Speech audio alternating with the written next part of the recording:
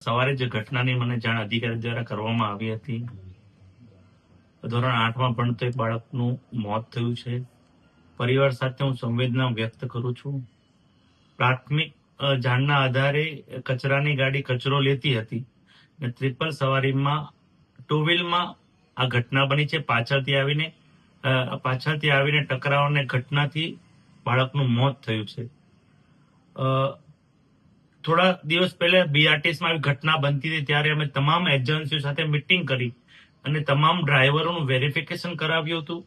અને ડ્રાઈવરની કોઈ ભૂલ હોય, એજન્સીની કોઈ ભૂલ હોય કે અધિકારીઓને ચાવડતા હોય ત્યારે અમે એક્શન લીધા હતા.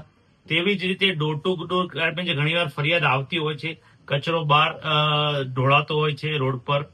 તો થોડા દિવસ પહેલા મારે પણ એવો અનુભવ થયો હતો કે ફાસ્ટ કચરાની ગાડી ચલાવતા હતા ત્યારે પણ મેં ઊભી રાખીને એક્શન લેવડાવી હતી. હવે તમામ એજન્સીઓને અધિકારી દ્વારા સૂચના આપી દેવામાં આવી છે કે તમામ ડ્રાઈવરનું વેરિફિકેશન કરવામાં આવે, કોઈનું લાયસન્સ ન હોય તો એની એફઆઈઆર કરવામાં આવે. એજન્સી વાળા કામ બરાબર નહીં કરે તો અધિકારીઓ તેની પર દંડનીય કાર્યવાહી કરે, એટલે તમામ સૂચના આપી દેવામાં આવી છે. આ ઘટનામાં જે જાણ થઈ એમાં ટ્રિપલ સવારીમાં ગાડી કચરો લેતી હતી અને પાછળથી આ ઘટના ટકરાવની બનાવ બન્યો છે પ્રાથમિક જાણવા મુજબ. પણ તપાસનો આદેશ આપવામાં આવ્યો છે.